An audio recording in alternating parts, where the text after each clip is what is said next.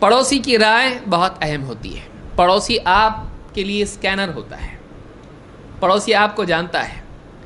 عبداللہ ابن مسعود رضی اللہ عنہ فرماتے ہیں قال رجل لرسول اللہ صلی اللہ علیہ وسلم, ایک آدمی نے اللہ کے رسول صلی اللہ علیہ وسلم سے پوچھا کیف لی ان اعلم اذا احسنت و اذا اسأت, اے اللہ کے رسول میں کیسے جانوں کہ میں اچھا کر رہا ہوں یا برا, مطلب میں صحیح ٹریک پہ جا رہا ہوں یا غلط ٹریک پہ جا رہا ہوں, میں اچھی زندگی گزار رہا ہوں یا بری زندگی گزار رہا ہوں, میرے طور طریقے اچھے یا برے, میں سدھرا ہوا ہوں یا بگڑا ہوا, کیسے پہچانوں, معلوم کیسے پڑے گا؟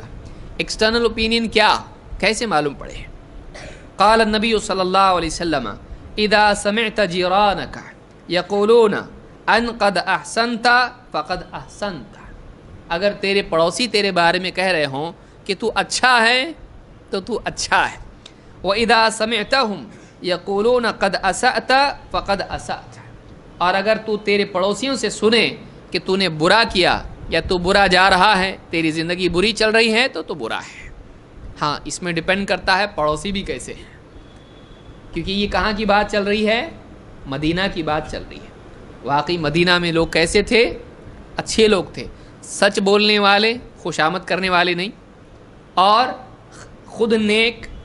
ورنہ حال کیا ہوتا ہے بعض اوقات پڑوسی برے ہوں تو ایک آدمی سنت پر اہتمام کرے, سادہ نکاح کرے, کوئی نکاح ہے جنازے کے جیسا لگ رہا ہے ایک دم, تو پڑوسی پورا اس کو ڈسکریج کرتے ہیں, ایسی کیسی شادی ہے, صحیح نہیں, یہ لوگ اچھے نہیں دکھتے, کچھ نیا ہی نکال رہے لوگ.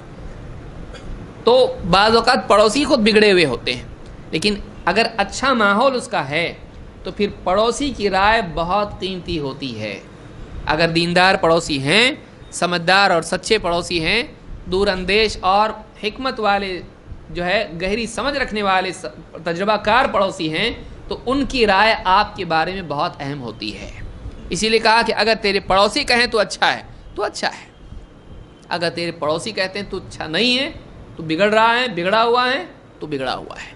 یعنی تیرے معاملے میں تیرے پڑوسیوں کی رائے بہت اہم ہے.